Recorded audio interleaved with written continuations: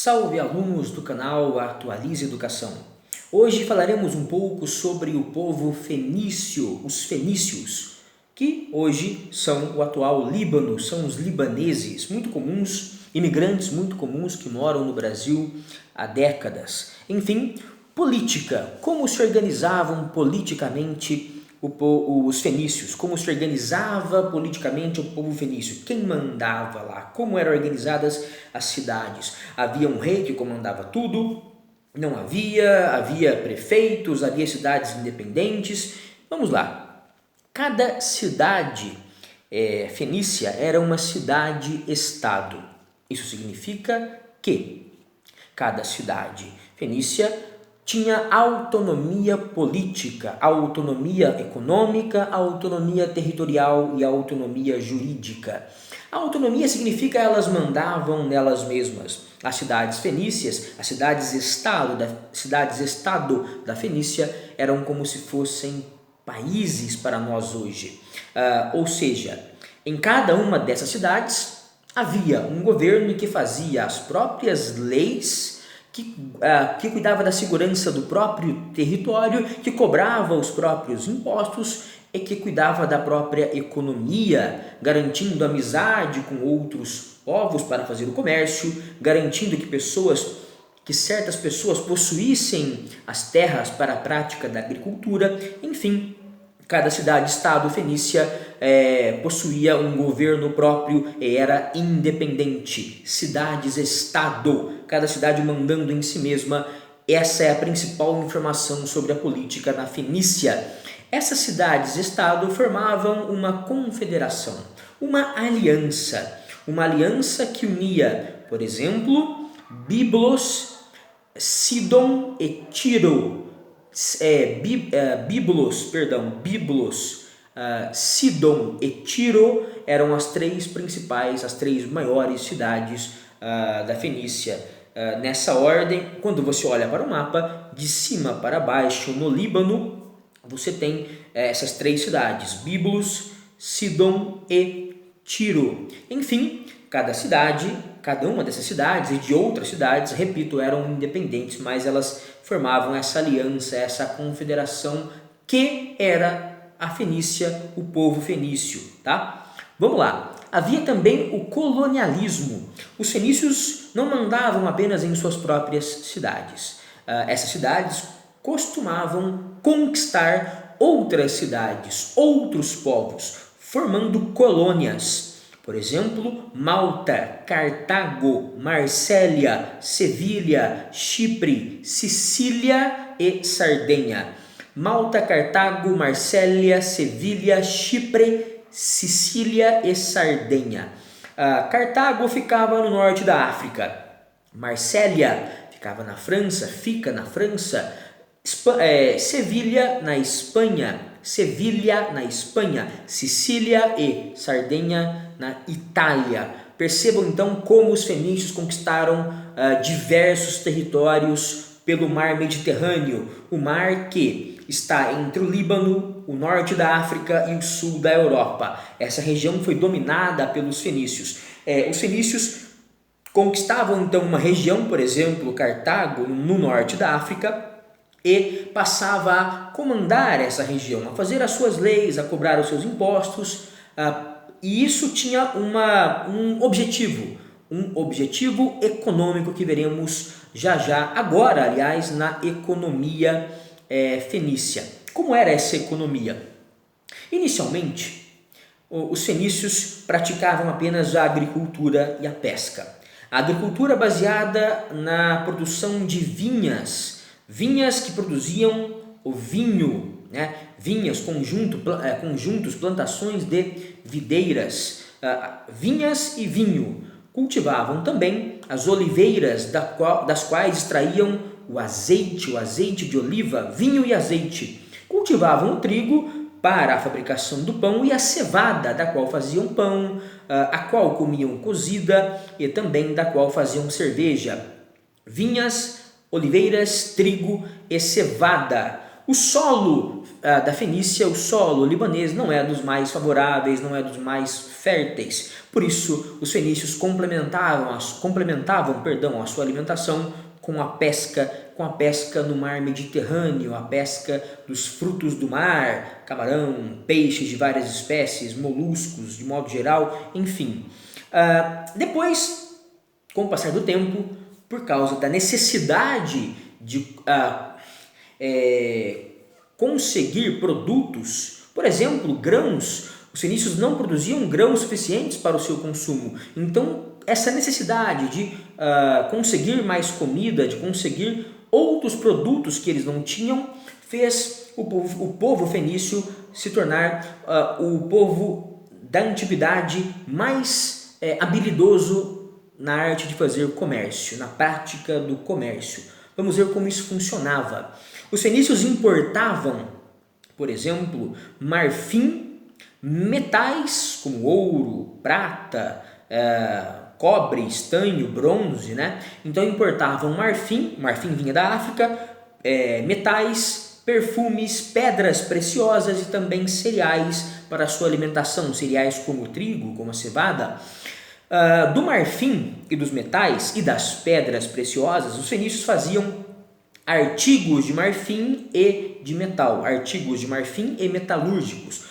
E também usavam as joias para fazer nesses artigos muitas vezes. Então, fabricavam armas de bronze, fabricavam estátuas religiosas, fabricavam joias, fundindo, usando esse marfim, usando esses metais e essas pedras preciosas que compravam, importavam de outros lugares. Importavam também tecidos de algodão e linho do Egito, e do Egito também importavam vidros.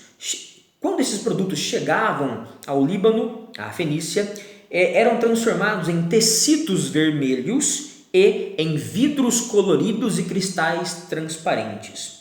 Os fenícios então enriqueciam, tornavam o vidro egípcio e os tecidos de linho e algodão do Egito mais valiosos, para depois trocá-los por outros produtos ou vendê-los em outras regiões do mar Mediterrâneo, da Europa, da África, enfim. Vale lembrar aqui uma coisa interessante. Os fenícios tinham no cedro, uma madeira muito nobre, uma madeira resistente na fabricação de navios, por exemplo, de móveis, enfim. Os fenícios tinham no cedro o seu grande produto de troca. Trocavam o cedro pelos tecidos egípcios, pelos vidros egípcios, pelos metais, pelas pedras preciosas, pelo marfim da África. Enfim, o cedro foi a riqueza da Fenícia. Se o solo não era dos mais férteis e não dava conta de alimentar toda a Fenícia, o cedro conseguiu enriquecer esse país junto com a habilidade comercial do seu povo. Os escravos eram um grande produto comercial dos fenícios. Os fenícios trocavam, por exemplo, cedro por escravos e depois revendiam parte desses escravos para outros povos. Os escravos eram então um grande produto de troca dos fenícios. Compravam e revendiam e com isso lucravam mais. Vale lembrar o seguinte, o cedro foi a grande matéria-prima, o grande produto natural que os fenícios usaram para a fabricação das suas galeras. O que era uma galera fenícia? Uma galera fenícia era um navio com cerca de 20 metros de comprimento, 6 metros de largura e manipulado, ou melhor, movido por escravos que ficavam lá no seu porão, remando e remando à força, seguindo o ritmo de um capataz, de um vigia com o seu tambor, aquela imagem que vocês devem conhecer nos filmes e desenhos, enfim, essa imagem é uma imagem que realmente acontecia nas galeras fenícias. Bem, os fenícios receberam esse nome dos gregos porque eram famosos no seu comércio de tecidos vermelhos. Os fenícios compravam esse tecido dos egípcios e tingiam essa matéria-prima com uma tintura vermelha chamada púrpura. Essa tintura vermelha, a púrpura, era retirada de um molusco, de um animal marítimo do mar Mediterrâneo. Então, de tanto fazerem comércio desses tecidos vermelhos, os gregos chamavam esse povo de povo fenício. A palavra fenício vem da palavra grega fênix, P-O-E, poe, N-I-X, nix, poenix. Mas você lê fênix, os fenícios. Fênix em português significa vermelho. Enfim, sobre o colonialismo, os fenícios conquistavam colônias como Cartago, Sicília, Sardenha, Marsella e Sevilha para garantir as trocas comerciais. Por exemplo, se Cartago fosse mantida sob o controle dos fenícios no norte da África, o fluxo, o comércio, as trocas de escravos, marfim, ouro, prata estariam garantidas para os fenícios. Dominavam o território para garantir que esse território continuaria trocando os produtos que os fenícios tinham intenção de trocar. Vamos para a sociedade fenícia. Quem administrava? E aí voltamos a falar um pouco de política. Quem administrava as cidades-estado fenícias? Quem comandava cada uma delas? Quem fazia suas leis? Quem fazia as guerras, as alianças? Quem fazia as pazes? Quem cobrava os impostos? Enfim, quem fazia a segurança do território? Quem comandava tudo isso eram assembleias com os maiores comerciantes. Ou seja, os grupos dos comerciantes mais notáveis, dos maiores comerciantes de uma cidade-estado fenícia, eram os governantes dessa cidade. Abaixo dessa assembleia, dessa reunião de comerciantes notáveis, havia geralmente um rei que era hereditário, poder de rei que passava de pai para filho, ou um rei que era eleito pelo povo por ser o mais sábio, o mais adequado para governar o país. Mas o rei não mandava mais do que a assembleia de comerciantes, tá? O rei governava a cidade-estado, né, que era como se fosse um país na Fenícia, mas ele não mandava, não podia passar por cima das decisões da assembleia de comerciantes. Quando não havia esse rei, nessa segunda posição de comando social, de controle social, havia um conselho supremo que unia comerciantes, sacerdotes, que unia militares, né, geralmente pessoas proprietárias de terras ou comerciantes com algum sucesso financeiro, pessoas poderosas faziam esse conselho supremo que estava abaixo da assembleia de comerciantes mais ricos, mais notáveis e quando não havia esse conselho supremo, havia o rei. Abaixo desses dois grupos, o grupo dos comerciantes mais notáveis e o grupo dos reis ou conselhos supremos, havia os sacerdotes e militares que cuidavam da religião fenícia e da segurança dos fenícios. Abaixo havia os homens livres, pescadores, artesãos que faziam os tais artefatos, objetos de marfim, de metal, de pedras preciosas, pescadores, artesãos e agricultores que trabalhavam na produção, já falamos do vinho, do azeite, do trigo e da cevada. E por fim os escravos que eram usados nas galeras, que eram usados na agricultura, que eram usados como produtos de troca com outros povos por outras mercadorias. Enfim, cultura. Os fenícios nos deram o alfabeto fonético. Eles criaram 22 letras, 22 sinais. Cada sinal, cada letra representava um som. Portanto, cada letra era um fonema. Fonema significa som.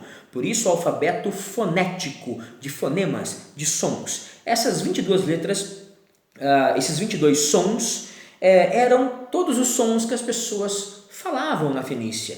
Portanto, para uma criança fenícia ser alfabetizada, aprender a ler, aprender a escrever, bastava aprender a usar esses 22 sinais. Trocando, combinando eles, como fazemos com nossas letras, os fenícios podiam escrever tudo o que queriam. Esse alfabeto foi uma grande invenção porque substituiu o alfabeto ideográfico que os egípcios tinham.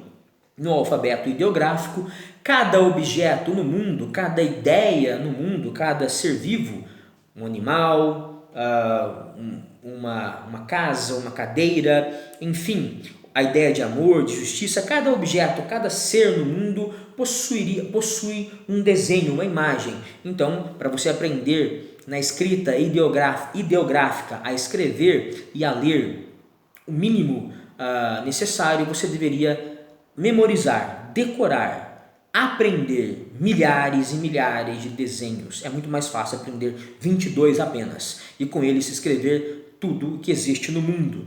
Enfim, a religião fenícia era politeísta, muitos, teísmo, deuses, vários deuses, politeísmo. Havia uma forte presença de elementos naturais, de forças naturais da natureza consideradas deuses, mas também havia uma forte presença dos astros, do Sol e da Lua principalmente. O Sol e a Lua eram considerados deuses e cultuados basicamente em toda a cidade fenícia. Sol e Lua, astros principais e elementos da natureza, né? O trovão, o mar, a água, enfim, elementos da natureza e astros como deuses para os fenícios. Finalizando a aula, cronologia. Quando o tempo, a história dos fenícios no tempo, eles povoaram a região que hoje é o Líbano há aproximadamente 5.000 anos atrás ou 3.000 anos antes de Cristo, tanto faz dizer uma coisa ou outra. Habitaram uma região entre as montanhas do Líbano e o mar Mediterrâneo. De um lado, água salgada, do outro, pedra, montanha. A agricultura era feita nos vales, entre essas duas regiões. Não era uma agricultura, como já falamos, das mais ricas, mas servia para a subsistência das pessoas e essa subsistência era auxiliada pela pesca no mar Mediterrâneo. Depois vimos que os fenícios usariam o cedro das montanhas para trocas comerciais, se tornando o povo comercialmente mais rico da antiguidade, talvez. Enfim, quando os fenícios formaram as suas cidades e começaram a praticar esse comércio, há aproximadamente 3.600 anos ou 1.600 a.C. E como eles foram conquistados e desapareceram como esse povo do comércio, como esse povo antigo, esse povo do cedro, enfim, como isso aconteceu? Há mais ou menos 2.700 anos, no ano 701 a.C., a cidade de Tiro é saqueada, é roubada, é invadida pelo povo assírio, um povo que vinha lá da Mesopotâmia. Há mais ou menos 2.500 anos, no ano 574 a.C., a cidade de Tiro novamente é saqueada e toda a Mesopotâmia é dominada pela Babilônia, pelo povo caldeu que vinha lá do sul da Mesopotâmia, a Mesopotâmia de novo. Por fim, há mais ou menos 2.300 anos, no ano 333 a.C., Alexandre Magno, rei da Macedônia, que já havia dominado a Grécia, chega à Fenícia, dominando-a e fazendo a história desse povo antigo desaparecer. Bem, ficamos por aqui, até um próximo vídeo. No próximo vídeo falaremos sobre o Império Persa e depois entraremos nos gregos, na história grega que é tão importante para a nossa vida atual. Fico por aqui, muito obrigado, até lá, fiquem com Deus.